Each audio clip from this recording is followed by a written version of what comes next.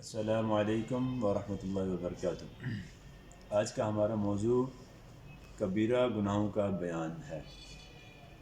سیدنا ابو بکر رضی اللہ تعالیٰ عنہ سے مروی ہے، وہ فرماتے ہیں رسول اللہ صلی اللہ علیہ وآلہ وسلم نے ارشاد فرمایا، کیا تمہیں کبیرہ گناہوں میں سے بڑے بڑے گناہ نہ بتاؤں؟ صحابہ کرام رضوان اللہ علیہم اجمعین نے عرض کیا، جی ہاں اللہ کے رسول۔ آپ صلی اللہ علیہ وسلم نے فرمایا، اللہ کے ساتھ کسی کو شریک ٹھہرانا، اللہ کے ساتھ کسی کو شریک ٹھہرانا، والدین کی نافرمانی کرنا۔ سیدنا ابو بکر رضی اللہ تعالیٰ عنہ فرماتے ہیں، نبی اکرم صلی اللہ علیہ وسلم پھر بیٹھ گئے جبکہ پہلے ٹیک لگائے ہوئے تھے تو فرمانے لگے، اور جھوٹی گواہی، یا فرمایا اور جھوٹی بات۔ راوی فرماتے ہیں کہ اس آخری کلمے کو رسول اللہ صلی اللہ علیہ وسلم بار بار دہراتے رہے، حتیٰ کہ ہم نے کہا کاش آپ صلی اللہ علیہ وسلم خاموش ہو جائیں۔ اس حدیث مبارکہ میں 3 قسم کے بڑے گناہوں کو اللہ کے محبوب صلی اللہ علیہ وسلم نے آپ نے ارشاد فرمایا ہے۔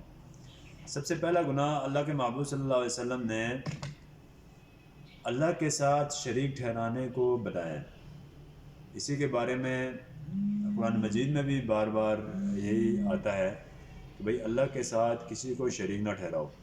اللہ رب العزت ہر قسم کے گناہوں کو معاف کر دیتے ہیں، لیکن جو شخص اللہ کے ساتھ شریک ٹھہرانے والا جو گناہ کرتا ہے تو اللہ رب العزت اس گناہ کو کبھی بھی معاف نہیں کرتے۔ تو دوسرا گناہ اللہ کے محبوب صلی اللہ علیہ وسلم نے کبیرہ گناہوں میں جو ارشاد فرمایا وہ ہے والدین کی نافرمانی۔ آج کل ہمارے معاشرے میں دیکھا جاتا ہے کہ اکثریت جو گناہوں میں جو مبتلا ہیں وہ یہی ہے کہ والدین کی نافرمانی میں اولاد بہت زیادہ مبتلا ہے۔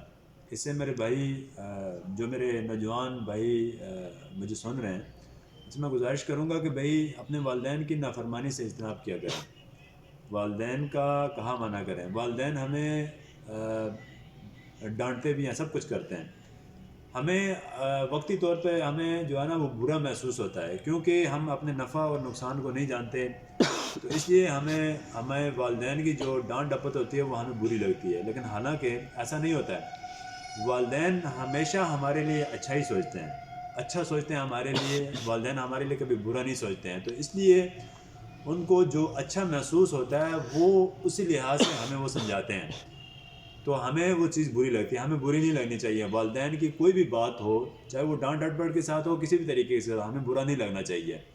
تو جب ہمیں برا لگے گا تو یہ ہم والدین کی نافرمانی کا ارتکاب کر جائیں گے۔ اور تیسرا گناہ اللہ کے محبوب صلی اللہ علیہ وسلم نے ارشاد فرمایا جھوٹی گواہی، یا راوی کہتے ہیں کہ جھوٹی بات۔ یہ دونوں چیزیں ہمارے معاشرے میں سب سے زیادہ اس وقت پائی جاتی ہیں، ایک تو جھوٹی گواہی والا اور دوسری جھوٹی بات بات پہ جھوٹ بولا جاتا ہے، ٹھیک ہے نا۔ ہمارے یہاں عدالتوں میں ہو کہیں بھی ہو، جھوٹے گواہ تھوک کے حساب سے مل جاتے ہیں۔ تھوڑے سے پیسوں کے لیے لوگ جھوٹ بول کر لوگوں کے گھروں کو تباہ کر دیتے ہیں، لوگوں کی زندگیوں کو تباہ کر دیتے ہیں۔ میرے بھائی اس چیز سے اجتناب کرنا چاہیے، کیونکہ یہ جو کبیرہ گناہ ہے یہ توبہ کے بغیر معاف نہیں ہوتے ہیں۔ ان کو جو ہے نا ہم لوگ بڑے ہلکے میں لیتے ہیں۔ یہ چیز جو گناہ جو 3 قسم کے آج حدیث مبارکہ میں نے آپ حضرات کے سامنے بیان کی ہیں، ان کو کبھی ہلکا نہیں لینا چاہیے، اور انہی تینوں سے ہمارے معاشرے کی بربادی ہوتی ہے۔ تو آپ حضرات سے ریکویسٹ ہے، درخواست ہے کہ بھئی ان 3 گناہوں سے، اور بھی کبیرہ گناہ بہت زیادہ ہیں، لیکن ان 3 گناہ یہ جو آج کا ہمارے حدیث کا موضوع ہے، اس حدیث کے موضوع کے مطابق یہ 3 گناہ ہیں۔ اگر ہم میں سے کسی کے اندر یہ 3 گناہ پائے جاتے ہیں، کیونکہ ہم میں سے ہر ایک کو علم ہے کہ بھئی میں کتنے پانی میں ہوں، میں کیا کر رہا ہوں کیا نہیں کر رہا ہوں، کس گناہ میں مبتلا ہوں۔ اگرچہ جو ہے نا ہمارے بارے میں اگر کوئی اور بندہ نہیں جانتا ہے، لیکن ہم اپنے بارے میں خود جانتے ہوتے ہیں، تو لہٰذا ہمیں چاہیے کہ ہم اپنا احتساب کریں۔ اگر ان 3 گناہوں میں سے ہم کسی گناہ میں ملوث ہیں تو ہم اللہ رب العزت سے توبہ کریں، کیونکہ توبہ کرنے والا شخص اللہ رب العزت کو بہت پسند ہے۔ اللہ رب العزت خود فرماتے ہیں کہ بھئی میرے پسندیدہ بندوں میں سے سب سے زیادہ پسندیدہ بندہ مجھے وہ ہے جو توبہ کر کے جو گناہ کر کے توبہ کرتا ہے۔ اللہ رب العزت ہمیں اپنے گناہوں کی توبہ کرنے کی توفیق عطا فرمائے، اور اللہ رب العزت ہمیں احادیث مبارکہ پر عمل کرنے کی توفیق عطا فرمائے۔ السلام علیکم ورحمۃ اللہ۔